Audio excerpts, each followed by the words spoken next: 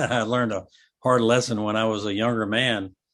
My transportation company was growing like in a vertical growth pattern, and I would make, $5 million profit, and I would try to keep all the money in the bank, and I would want to buy new equipment, and the bank would always say to me, "That's great, but we need you to sign personally."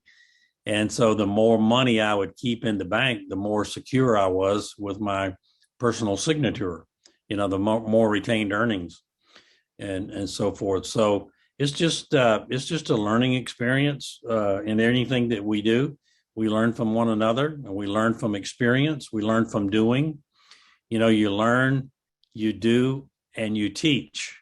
It doesn't happen any other way. You don't teach and then learn and then do, and you don't learn and then teach and then do. You have to learn, then you do it, what you've learned, and then you teach somebody what you're doing.